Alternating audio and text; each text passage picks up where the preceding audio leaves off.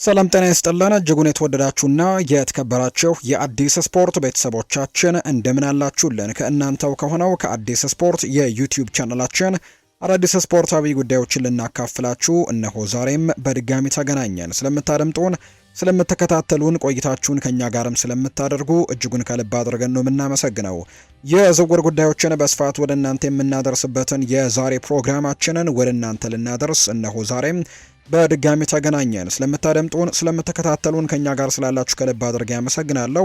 የተለያዩ ርዕሰ ጉዳዮችን ወደ እናንተ እያደረስን ቆይታን የምናደርግ ይሆናል። ሀሳብና አስተያየት ካላችሁ ኮሜንት ቦክስ ላይ ልታጋሩን ትችላላችሁ። እናንተ ቪዲዮአችንን ላይክ፣ ቻናላችንን ሰብስክራይብ እያደረጋችሁ ቆይታን ከኛ ጋር ስታደርጉ እኛ ደግሞ የአርሰናልን፣ የማንቸስተር ዩናይትድ፣ የቼልሲ፣ የሊቨርፑል፣ የማንቸስተር ሲቲን ጨምሮ ሌሎችም የአውሮፓ ታላላቅ ክለቦችን የተመለከቱ የዝውውር ጉዳዮችን እያነሳን ቆይታን እናደርጋለን። እስከ ፕሮግራማችን ፍጻሜ ድረስ አብራችሁን እንድትቆዩ በአክብሮት ጋብዛለሁ። ከመሸጋገሪያ በኋላ መልሰን በድጋሚ እንገናኛለን። አብረን እንቆይ።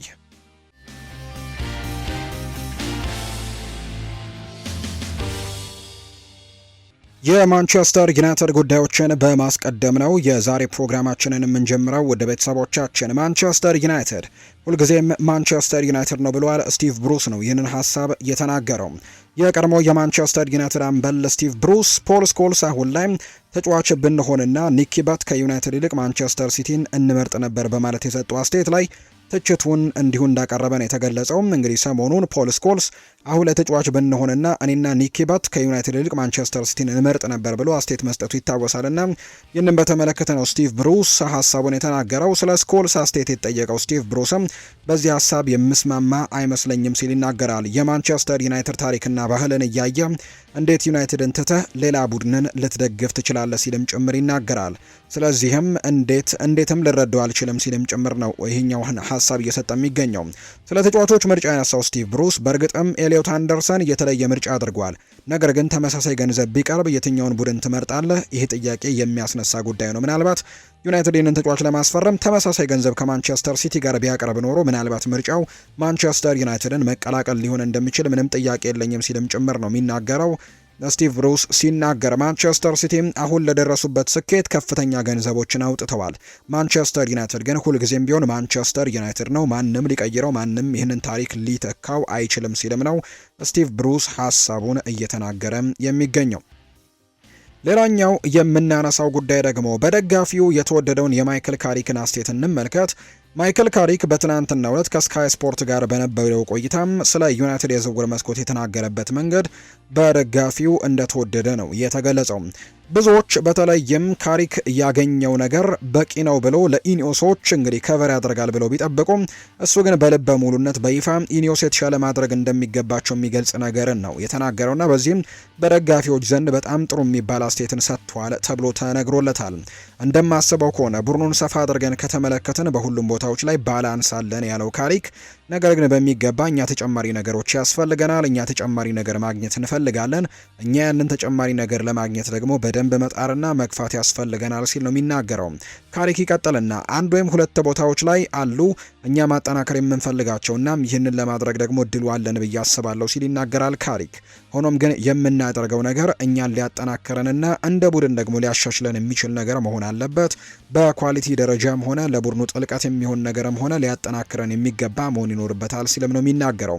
ብዙ የዩናይትድ ደጋፊዎች በካሪክ ሀሳብ የተስማሙትም ሲሆን ካሪክ በዩናይትድ ቤትም የመጀመሪያው የዝውውር መስኮቱ ተገቢውን ድጋፍ እያገኘ አይደለም የሚሉ አስተያየቶች በጣም በትልቁ እየበረከቱ እንደሚገኝ እነዚህ የመረጃ ምንጮች ይፋ አድርገዋል። ነገር ግን በቀጣይ ቀናትም ምናልባት ትልልቅ እድሎች ሊመጡለት እንደሚችል የሚያሳዩ መረጃዎች ናቸው እየወጡ የሚገኙትና በዝውውር ገበያው ላይ ትልቅ እንቅስቃሴዎች በቀጣይም ሊደረጉ እንደሚችሉ የሚያሳዩ መረጃዎች ይፋ እየተደረጉ ይገኛሉ። ሌላኛው ላውሪ ዊትዌል ስለ ካማቪንጋና ስለ ማንቸስተር ዩናይትድ ይናገራል። እሱ ክትትል ሲደረግበት የቆየና ለክለቡ የቀረበ ተጫዋች ነው። በግምገማ ውስጥ ያለና የቡድኑን መስፈርት የሚያሟላ ተጫዋች ይመስላል። ነገር ግን እሱን ለማስፈረም የሚጠየቀው ገንዘብ ግን ልክ እንደ ሉዊስ ሆል ካሉ ተጫዋቾች የዝውውር ዋጋ በእጅጉ የላቀ ነው። በዚህ ጉዳይ ላይ ገንዘብ በጣም ትልቅ ወሳኝነት ሊኖረው እንደሚችል ቢሰማኝም፣ ነገር ግን ማንቸስተር ዩናይትድ ይህንን ተጫዋች ለማስፈረም ግን በትልቁ እንቅስቃሴዎችን የሚያደርግበት ጊዜ ይሆናል ተብሎ እንደሚጠበቅ ነው የመረጃ ምንጩ ይፋ እያደረገ የሚገኘው። ስለዚህ ይህንን ተጫዋች ለማስፈረም ግን ብዙ ገንዘቦችን ይጠይቃል እንጂ ዩናይትድ የሚፈልጉት አይነት ተጫዋች ነው ሲል ነው የተናገረው። የማንቸስተር ዩናይትድ አጥቂ ቤንጃሚን ሼስኮ በቡድኑ ልምምድ ላይ መሳተፍ መጀመሩ ይፋ ተደርጓል። ቤንጃሚን ሼስኮ አሁን ላይ በሁለት የልምምድ ጊዜያት ላይ መሳተፉ ይፋ ተደርጓል። ሼስኮም በነገው ደግሞ ከኤሲ ሚላን ጋር በሚደረገው የወዳጅነት ጨዋታ ላይ ወደ ሜዳ ለመመለስም ሊፈጥንበት እንደሚችል ተናግሯል። ተጫዋቹ ማንቸስተር ዩናይትድ ከሃል ሲቲ ጋር በሚያደርገው የሊጉ የመክፈቻ ጨዋታ ላይ ይመለሳል ተብሎ እንደሚጠበቅ የመረጃ ምንጩ ይፋ አድርጓል። ከዛ ውጭ ግን ከጉዳቱ አገግሞ ከቡድኑ ጋር ጥሩ ልምምዶችን እያደረገ እንዳለ ጭምር ነው እየተናገረ የሚገኘውና በጣም ጥሩ ነገር በተለይ ለማንቸስተር ዩናይትድ በጣም ምርጥ ዜና እንደሆነ ጭምር ነው ይሄው የመረጃ ምንጭ ዘ አትሌቲክ ይፋ እያደረገ የሚገኘው። የአርሰናል ጉዳዮችን ደግሞ ውድ ቤተሰቦቻችን እንንገራችሁ። አርሰናል ተጫዋች ለማስፈረም ይፈልጋል ተብሏል። የሰሜን ለንደኑ ክለብ አርሰናል የተከላካይ ስፍራውን ለማጠናከር በትልቁ እንቅስቃሴዎችን እያደረገ እንዳለ የሚታወቅ ጉዳይ ነው። ከዚህ በፊትም በርከት ካሉ ተጫዋቾች ጋር ስሙ ሲነሳ እንደነበር እናስታውሳለን። ዛሬ ግን የወጡት መረጃዎች እንደሚያሳዩት ከሆነ በተለይ ዘ አትሌቲክ የተባለው የመረጃ ምንጭ ይፋ እንዳደረገው ከሆነ አርሰናል ከወደ ጀርመን አንድ የተከላካይ ስፍራ ተጫዋችን ለማስፈረም እንቅስቃሴዎችን ጀምረዋል ተብሏል። ይህ ተጫዋች የቀድሞ የሊቨርፑል ተጫዋች አሁን ግን በጀርመን ቡንደስሊጋ በባየር ሌቨርኩዘን እየተጫወተ የሚገኘው ጃሬል ኳንሳህ ነው። የሰሜን ለንደኑ ክለብ አርሰናል ጃሬል ኳንሳህን ከባየር ሌቨርኩዘን የማስፈረም ፍላጎት እንዳለው ነው ዛሬ የወጡ መረጃዎች በስፋት እያሳዩ የሚገኙት። የጀርመን ቡንደስሊጋው ክለብ ባየር ሌቨርኩዘን ተጫዋቹን የመሸጥ ፍላጎት እንደሌለው ግን በተደጋጋሚ ጊዜ ይገለጻል። በተለይ ቢያንስ አንድ የውድድር ዓመትን በክለቡ ማቆየት እንደሚመርጥ ነው የተናገረው። ከሊቨርፑል ይህንን ተጫዋች ሲያስፈርሙትም ሊቨርፑሎች በተለይ በ70 ሚሊዮን ዩሮ መልሶ የመግዛት መብቱ እንዳላቸው ይታወቅ ነበር። ነገር ግን አሁን ላይ የአንቀጽ እንደማይሰራ ነው እየተገለጸ የሚገኘውና በዚህ ምክንያት የመሸጥ ጫና ውስጥ እንዳልሆኑ ቢነገርም ተጫዋቹ ደግሞ ወደ እንግሊዝ የመመለስ ፍላጎቶች እንዳሉት ቢነገርም ነገር ግን የጀርመኑ ክለብ ቢያንስ አንድ የውድድር ዓመትን ተጫዋቹን በጀርመን ለማቆየትም ጥረቶችን እያደረጉ እንደሚገኝ ነው የተገለጸው። እንግሊዛዊው ተጫዋች ጃሬል ኳንሳ አርሰናልን የመቀላቀል ፍላጎት እንዳለው ግን የመረጃ ምንጩ ይፋ አድርጓል። በሌላ በኩል ሊቨርፑል ተጫዋቹን በ70 ሚሊዮን ዩሮ መግዛት የሚያስችለው አንቀጽ ማብቃቱ ነው አሁን ላይ የተሰማው። ቀደም ብሎ ግን ይህንን ዝውውር ቢያደርግ ኖሮ የመሳካት እድል ነበረው። ሊቨርፑል ተጫዋቹን ባለፈው የውድድር ዘመን በ30 ሚሊዮን ፓውንድ መሸጡ የሚታወስ ነው። አሁን ላይ አርሰናልና ባየር ሌቨርኩዘን ገና ድርድር አልጀመሩም። ፍላጎቶች እንዳሉ ብቻ በቃል በኩል ነው እየተነገረ የሚገኝ ወይም በቃል ጥያቄዎች ብቻ ናቸው እየተገለጹ የሚገኙት። አሁን ላይ ግን ተጫዋቹን ለማስፈረም በትልቁ እንቅስቃሴ የሚያደርግ ከሆነ ተጫዋቹም ወደ አርሰናልና ወደ እንግሊዝ የመመለስ ፍላጎቶች እንዳሉት የሚያሳዩ መረጃዎች ናቸው ይፋ የተደረጉት። ጋብሪኤል ሄሱስ ስለ አርሰናል የፕሪሚየር ሊግ ዋንጫ ዳግም ስለማሸነፍ ግምቱን አስቀምጧል። እንዲሁም ሀሳቡንም ጭምር እየተናገረ እንደሚገኝ ነው የመረጃ ምንጩ ይፋ ያደረገው። ያለፈውን የፕሪሚየር ሊግ ዋንጫ ማሸነፋችን ለእኛ ትልቅ ጥቅም ነው ሲል ይናገራል። አሁን ላይ የማሸነፍ ልምድ አለን፣ እናም ደግሞ ይህ ቡድን በድጋሚ ዋንጫን ማሸነፍ ይፈልጋል ሲልም ጋብሪኤል ሄሱስ ይናገራል። የዋንጫ ማሸነፍ ስሜት ለአዲሱ ዓመትም ለእኛ ከጫና ነፃ ሆነን በጥሩ ስሜትም ደጋግመን እንድናሸንፍም ያግዘናል ሲልም የተናገረው። በተጨማሪም አሁን ላይ ወደ አርሰናል የመጡት አዳዲስ ተጫዋቾችም ይህንን የድል ስሜትም ለመቅመስ በጣም ይጓጓሉ ሲል ጭምር ይናገራል። ስለዚህም አዳዲስና ነባር ተጫዋቾች በአንድነት ይበልጥ እንድንገፋና የበለጠ ደግሞ ስኬት እንድናመጣ ያበረታታናል ሲልም ጭምር ነው የተናገረው። ጋብሪኤል ሄሱስ ነው ስለ ፕሪሚየር ሊግ ዋንጫው አንዳንድ ጉዳዮችን የተናገረው። ፒየሮ ሂንካፒየ ስለ ቪክተር ዮኬሬሽ ጥንካሬ ይናገራል። በርከት ያሉ ተጫዋቾች ስለ ቪክተር ዮኬሬሽ ሀሳባቸውን ሰጥተዋል። ዮኬሬሽ በእውነትም ሁሌም ያስደንቀኛል ብለዋል ሂንካፒየ። በአካላዊ ጥንካሬው በባህሪውና በሜዳ ላይ በሚጫወትበት መንገድ በጣም ጠንካራ ተጫዋች ነው። ከዚህ በላይም ሁሌም ለቡድኑ የተቻለውን ሁሉ ሲያደርግም ማየት በጣም የሚያስደስት ነገር ነው ሲልም ጭምር ይናገራል ፒየሮ ሂንካፒየ ስለ ቪክተር ዮኬሬሽ ሲናገር። ሌላኛው ዩሪያን ቲምበርም ስለ ዮኬሬሽ ተጽዕኖና ከቡድኑ ጋር ስለመላመዱ ሲናገር ቪክተር በተከላካዮች ላይ ተጽዕኖ የሚያሳድር አጥቂ ነው። እሱን መቆጣጠር በጣም ከባድ ነው። ፈጣን ነው። የጎል አጨራረሱን በጣም ጥሩ ነው። ከክለቡ ያጫወት መንገድ ጋርም በደንብ እየተላመደ ያለ ተጫዋች ነው። ይሄ ቀላል ነገር አይደለም። ከሌላው በተለየ መልኩ አሰልጣኛችንም ከአጥቂዎች ብዙ ነገሮችን ይጠብቃል።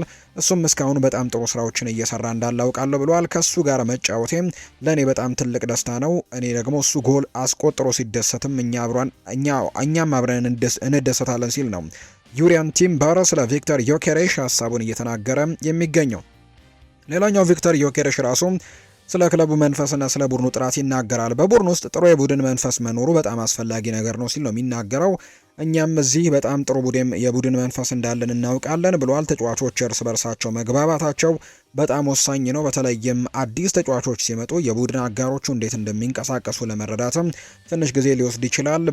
በጊዜ ሂደት ደግሞ ግን እርስ በርሳችን በደንብ ስለምንተዋወቅ ነገሮች በጣም ይቀላሉ ሲል ይናገራል። እዚህ ካሉት ተጫዋቾች ጋር ስትጫወት ደግሞ ነገሩ ይበልጥ ቀላል ይሆንልሃል፣ ምክንያቱም የቡድኑ ተጫዋቾች ጥራትም በጣም ከፍተኛ ነው ሲልም ነው ቪክተር ዮኬሬስ ስለ ቡድኑ መንፈስም እየተናገረም የሚገኘው። ሁሊያን አልቫሬዝን በተመለከተ ከአርሰናል ጋር አሁንም ስሙ መነሳቱን መቀጠሉ የሚታወቅ ጉዳይ ነው። እንግዲህ ሁለገብ ተጫዋች ነው ሁሊያን አልቫሬዝ። በመሀል አጥቂነት ብቻ ሳይሆን በመስመርም ሆነ ከአጥቂ ጀርባም የመጫወት ብቃት እንዳለው ይታወቃል። ቡድኑን ደግሞ ሊረዳ በጣም በትልቁ እንደሚችል ነው በዚህ ምክንያት የሚነገረው።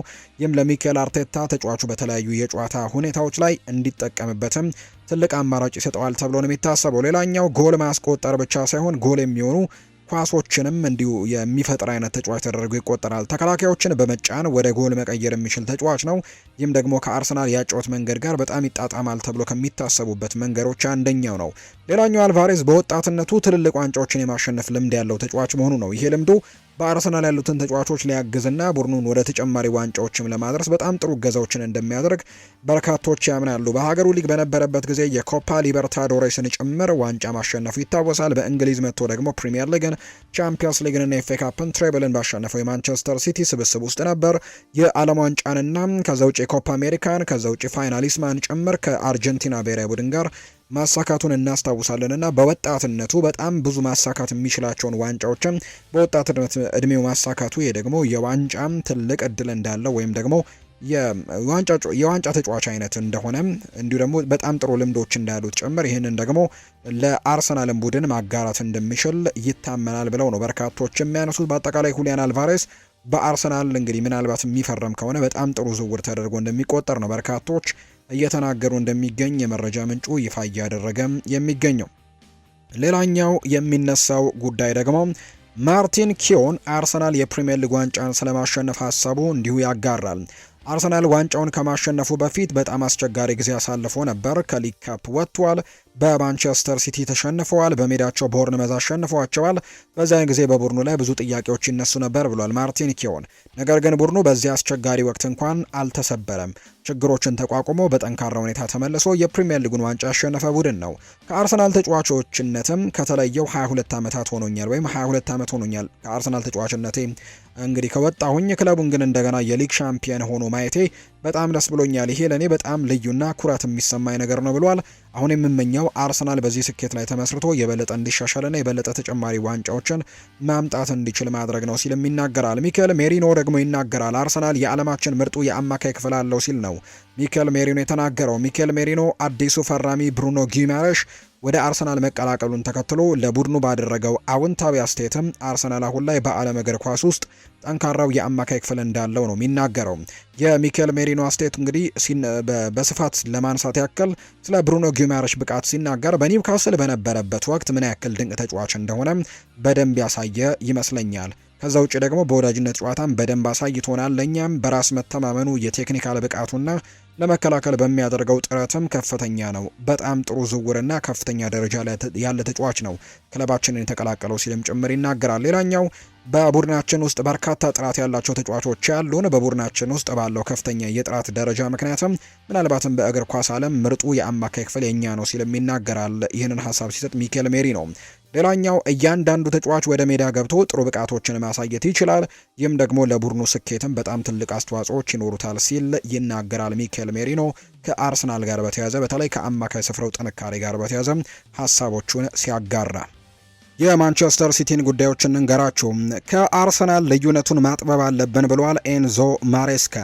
የማንቸስተር ሲቲው አሰልጣኝ ነው ኤንዞ ማሬስካ የኮሚሽን ጨዋታን እንደ ወዳጅነት ጨዋታ እንደማይመለከተው ነው የተናገረው። ጨዋታውን እንደ ወዳጅነት አልመለከተውም፣ ዋንጫውን ለማሸነፍ ጥረት የምናደርግበት ጨዋታ ነው ሲል ነው ኤንዞ ማሬስካ የተናገረው። እኛ ማንቸስተር ሲቲዎች ነን ያሉት አሰልጣኙ ከአርሰናል ያለንን ልዩነት ለማጥበብም መሞከር አለብን ሲልም ጭምር ይናገራል። እንደገና ለመፎካከር መሞከር አለብን ሲሉም ጨምረው ተናግረዋል። ሮድሪ ወደ ቡድኑ መመለሱን የገለጹት አሰልጣኙ ለጨዋታው ሙሉ ለሙሉ ዝግጁ ነን ሲሉም ጭምር ነው የተናገሩት።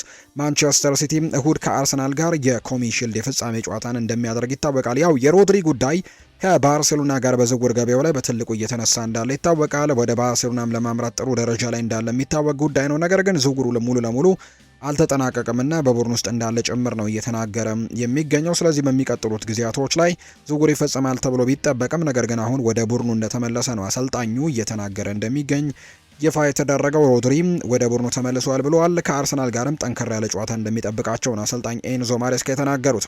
በዚህ ቼልሲ ጉዳዮችንም እንንገራቸው። ፍራንክ ጄምስ ላምፓርድ የተጫዋቾች ዝውውር መስኮት ከመዘጋቱ በፊት ጆሽ አቼፖንግን ወደ ኮቬንትሪ ሲቲ ማምጣት ይፈልጋል ተብሏል። ቼልሲ ይህንን ወጣት ተጫዋች ለመሸጥ ፍቃደኛ እንዳልሆነ ነው በተደጋጋሚ ጊዜ የሚገለጸው። ተጨማሪ የመጫወቻ ጊዜያቶችን እንዲያገኝ ሲባል ግን ምናልባት በአጭር ጊዜ የውሰት ውል እንዲሄድ ሊታሰብበት እንደሚችል ነው አሌክስ ክሩክ እየተናገረ የሚገኘው። ካልሆነ ግን ቼልሲዎች ይህንን ተጫዋች በጭራሽ የመልቀቅ ምንም አይነት እቅድ እንደሌላቸው የመረጃ ምንጩ ይፋ አድርጓል። በቀጣይ ጊዜያትም ከዚህ ተጫዋች ጋር በተያያዘ የቼልሲ ውሳኔ ይጠበቃል ተብሎ ነው የሚታሰበው። ኮሞዎች ሊያም ዴላፕን ለማስፈረም ጥያቄዎችን አቅርበዋል። የጣሊያን ሴሪኤው ክለብ ኮሞ የቼልሲውን የፊት መስመር አጥቂ ሊያም ዴላፕን ለማስፈረም ነው ጥያቄ እንዳቀረበው የተነገረው። ቼልሲ እንግሊዛዊውን ተጫዋች ሊያም ዴላፕን ለመሸጥ ዝግጁ መሆኑ ይፋ ተደርጓል። ኮሞ የፊት መስመሩን ለማጠናከር ሊያም ዴላፕን ቀዳሚ አማራጭ አድርገው እንደሚመለከቱት የተነገረው። ሊያም ዴላፕ በዚህ ክረምት ቼልሲን ከሚለቁ ተጫዋቾች መካከልም አንደኛው መሆኑ የሚታወቅ ይሆናል ተብሎ እንደሚጠበቅ ነው የመረጃ ምንጩ ይፋ ያደረገው። ሌላኛው ከቼልሲ ጋር የሚነሳው ጉዳይ ቼልሲ ማንቸስተር ሲቲ ለኤንዞ ያቀረበውን የ120 ሚሊዮን ዩሮ ጥያቄ ውድቅ አድርጎታል። ቼልሲ ለአማካዩ 140 ሚሊዮን ዩሮ አካባቢ እንደሚፈልግ ነው ኒኮላ ሺር የተባለ የመረጃ ምንጭም ይፋ እያደረገ እንደሚገኝ ዘገባው እየጠቆመ እንደሚገኝ የተገለጸውና በዚህ ምክንያትም ተጫዋቹን ለማስፈረም አሁን ላይ ማንቸስተር ሲቲ የሚፈልግ ከሆነ ቢያንስ የዝውውር ሂሳቡን ከፍ ማድረግ እንደሚጠበቅበት ነው የመረጃ ምንጩ ይፋ እያደረገ እንደሚገኝ ዘገባው የጠቆመው። የሊቨርፑል ጉዳዮችን የምንንገራቸው። የሊቨርፑሉ አማካይ አሌክሲ ማካሊስተር በአሁኑ ሰዓት ትኩረቱን ያደረገው አሰልጣኙን ማሳመን ላይ እንደሆነና ከክለቡ የሚለቅበት እድሉ በጣም ጠባብ እንደሆነ የሚያሳዩ መረጃዎች ይፋ ተደርገዋል። በተጨማሪም ሊቨርፑል በፕሪሚየር ሊጉ ደረጃውን እንዲያሻሽል መርዳት እንደሚፈልግም ጭምር ነው የተነገረው። በክለቡ የ2 ዓመታት ውል ያለው አሌክሲ ማካሊስተር በዚህ ሰዓት ውሉን ለማራዘምም ንግግር ላይ እንደማይገኝ ጭምር ተነግሯል። ከርቲስ ጆንስን ለመሸጥ ንግግር ላይ የሚገኘው ሊቨርፑል በዚህ ክረምት እንደ አሌክሲ ማካሊስተር ያለ ተጨማሪ ተጫዋችን በተለይ የመጀመሪያ ቡድን የአማካይ ስፍራ ተጫዋችን የመልቀቅ ምንም አይነት እቅድ እንደሌላቸው በተደጋጋሚ እየተገለጸ ነው። ከርቲስ ጆንስ በተለይ የሚለቅ ከሆነ ሌላ በዋናው ቡድን ውስጥ የሚጫወት በቋሚ 11 ውስጥ የሚካተት ቋሚ ተጫዋችን የመልቀቅ እቅድ የለውም፣ የመሸጥም እቅድ የለውም ተብሏል። ይሁን እንጂ ሊቨርፑል ግን ጥሩ የዝውውር ሂሳብ ከቀረበለት ግን አቋሙን ሊቀይር እንደሚችል ነው ዘ አትሌቲክ የተባለ የመረጃ ምንጭ ይፋ ያደረገው። ሆኖም ግን በዚህ ሰዓት ወይም በአሁኑ ሰዓት ለማካሊስተር የቀረበ ምንም አይነት ከፍተኛ ጥያቄዎች የሉም። ከዛ ውጭ ተጫዋቹን ለመሸጥም ሊቨርፑል ያን ያክል ትልቅ እንቅስቃሴዎችም እያደረገ አይገኝም። በዚህ ምክንያት በቀጣይ የሚታይ ይሆናል ተብሎ ነው የሚታሰበው። ኮዲ ጋክፖ በቶተናም የቀረቡለትን የግል ውሎች በደስታ ይቀበላል ተብሏል። ሊቨርፑል 70 ሚሊዮን ፓውንድ የሚጠይቅ ሲሆን ሌላ አጥቂ ወደ ክለቡ እንደመጣም ለዝውውሩ አረንጓዴ መብራት ይሰጣል ተብሎ እንደሚታሰብ ነው ይፋ የተደረገው። ስለዚህ ይህንን ተጫዋች ለማስፈረም ጥሩ ደረጃዎችን ቶተናም እንዳገኘ ጭምር የመረጃ ምንጩ ይፋ እያደረገ እንደሚገኝ ነው እየተገለጸ የሚገኘው። በአጠቃላይ ይህንን ተጫዋች የሚለቁበት እድልም በጣም ሰፊ እንደሆነ የመረጃ ምንጩ ይፋ አድርጓል። የኮዲ ጋክፖ ወደ ቶተናም የማምራት ዝውውር እውን የመሆን እድሉ እጅግ ሰፊ የሆነ መምጣቱን ጉዳዩን የሚመለከቱ አካላትም በሙሉ እየተረዱ ይገኛሉ። የዝውውር የመሳካት እድል አሁን ላይ ከፍተኛ መስሎ ይታያል። ነገር ግን ሊቨርፑል አሁንም በስምምነቱ ላይ መስማማት ይኖርበታል። ሮቤርቶ ዲዘርቢ እስካሁን አቋሙ ላይ ጽኑ ሆኖ ቀጥሏል። እስከ መጨረሻው ድረስም ምርጫው ኮዲ ጋክፖን ማስፈረም ላይ እንደሆነ እየተገለጸ እንደሚገኝ ነው የተገለጸው። ቶትናም ለኮዲ ጋክፖ ዝውውርም ለሊቨርፑል 60 ሚሊዮን ፓውንድ ጥያቄን አቅርበዋል። ሆኖም ግን ጥያቄው ሊቨርፑል ውድቅ እንደሚያደርገው ነው የሚጠበቀው። ሊቨርፑል ባለፉት ሳምንታት ኮዲ ጋክፖን ሊሸጥ ይችላል ተብሎ ሲነገር ነበር። በአጠቃላይ ግን ሊቨርፑል ከዚህ ተጫዋች ቢያንስ 70 ሚሊዮን ፓውንድ እንደሚፈልግ ነው የመረጃ ምንጩም ይፋ እያደረገ እንደሚገኝ የተገለጸው። ሌላኛው ከብራድሌይ ባርኮላ ጋር በተያያዘ መረጃዎች እየወጡ ይገኛሉ። ሊቨርፑል ለባርኮላ 145 ሚሊዮን ፓውንድ መጠየቃቸው በጣም ዝውውሩን አክብዶባቸዋል።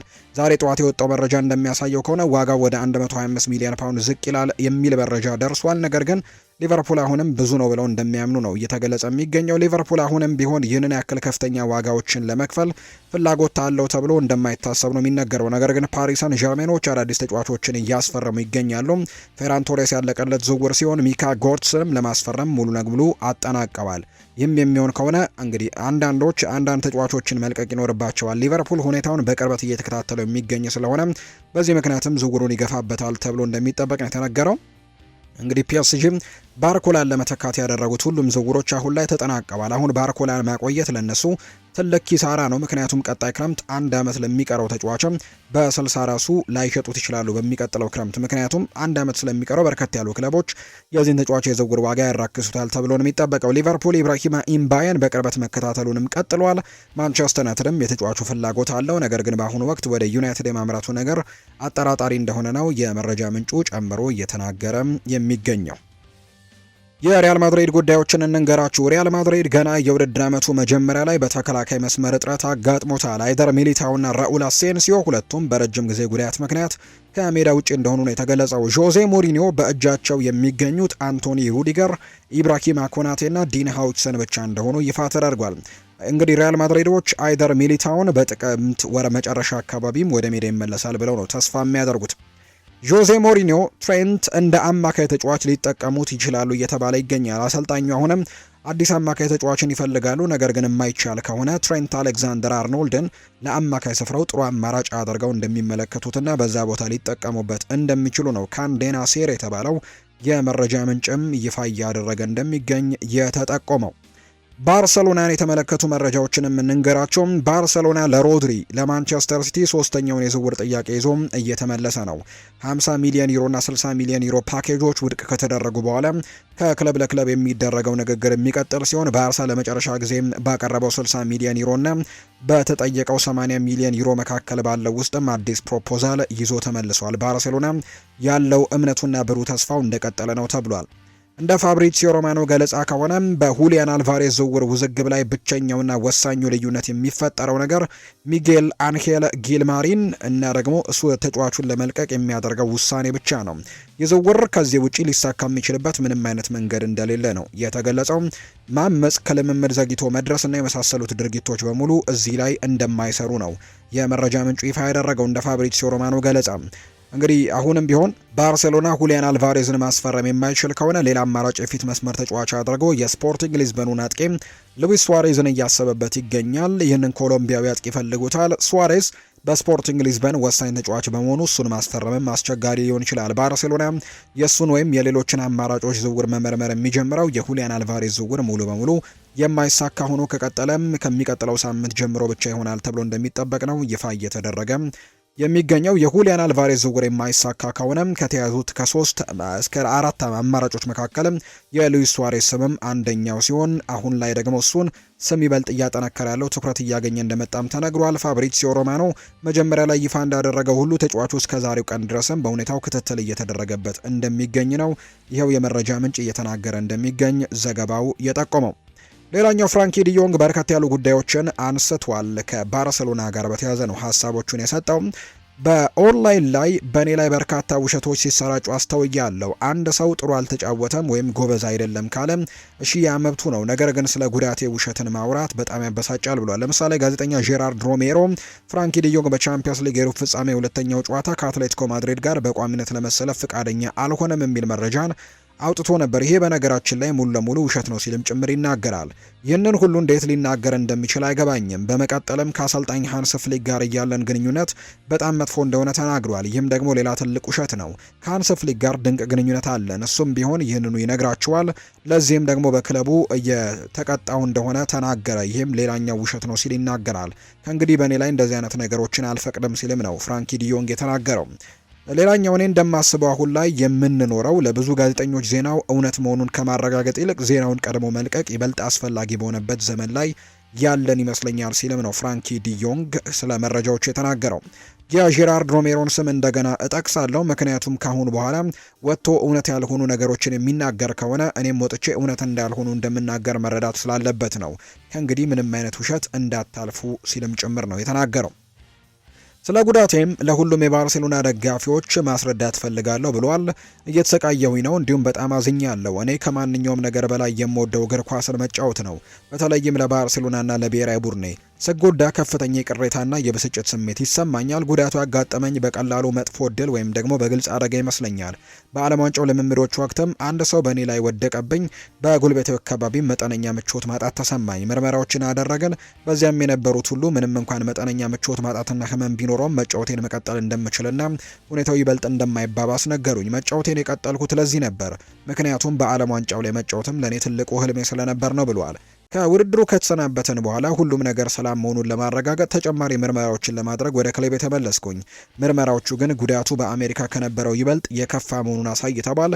ይሄ ማንም ያላሰበው ትልቅ ድንጋጤ ነበር። አሁን ግን ጨዋታ ቆሜ በትኩረት በጉዳት ማገገሜ ላይ ማተኮሬን ጀምሬያለሁ ሲልም ጭምር ነው የተናገረው ፍራንኪ ዲዮንግ ሀሳቡን ሲናገር። ኔይማር ጁኒየር በኮፓ ብራዚል ለሮኒ ወሳኝ ኳስ አመቻችቼ የሰጠው ሲሆን ዛሬ ደግሞ ታላቅ ዋጋ ያላቸው ሁለት ተጨማሪ ወሳኝ ኳሶችን አመቻችቼ ሰጥቻለሁ ሲል ይናገራል። በሳንቶስ ማሊያ አሁን ያለሁት የጨዋታ ፈጣሪነት ሚናን እየተደሰትኩበት እገኛለሁ። በሙያዬ በሄድኩበት ቦታ ሁሉ ደግሞ በጣም ወሳኝ ኳሶችን ማመቻቸት ችያለሁ ብለዋል። በብራዚል ብሔራዊ ቡድን ታሪክም ውስጥ ብዙ ወሳኝ ኳሶችን በማመቻቸትም የሪከርዱ ባለቤት የሆንኩት ለዚህ ነው። ቡድኔን በጎልም ሆነ ወሳኝ ኳሶችን በማመቻቸት ስረዳ ትልቅ ደስታ ይሰማኛል። ሁልጊዜም ዋናው ነገር ለሳንቶስ አሸናፊ ሆኖ መውጣቱ ነው ሲልም ጭምር ነው ኔይማር ጁኒየር የተናገረው። ትናንትና ምሽትም ድንቅ እንቅስቃሴን ማሳየቱን ጭምር በርካታ ሚዲያዎችም ይፋ አድርገውታል። የተወደዳችሁና የተከበራችሁ ቤተሰቦቻችን ለዛሬ ያዝንላችሁ አዳዲስ ስፖርታዊ ጉዳዮቻችን እነዚህን ይመስላሉ። ስላደመጣችሁን፣ ስለተከታተላችሁን፣ ቆይታችሁን ከኛ ጋርም ስላደረጋችሁ እጅጉን ከልብ አድርገን ነው የምናመሰግነው። ፉአድ ባህሩ የዛሬውን ፕሮግራም እየመራው ከእናንተ ጋር ቆይታን አድርጌያለሁ። የተለያዩ ርዕሰ ጉዳዮችን የተለያዩ ስፖርታዊ ጉዳዮችን ያካፈልንበት የዛሬ ፕሮግራማችን ይህንን ይመስል ነበር። ቆይታችሁን ከኛ ጋር ስላደረጋችሁ እጅጉን ከልብ አድርጌ ያመሰገንኩኝ። መልካም ጊዜ መልካም ቀን እንዲሆንላችሁም ነው በአክብሮትም የምመኘው።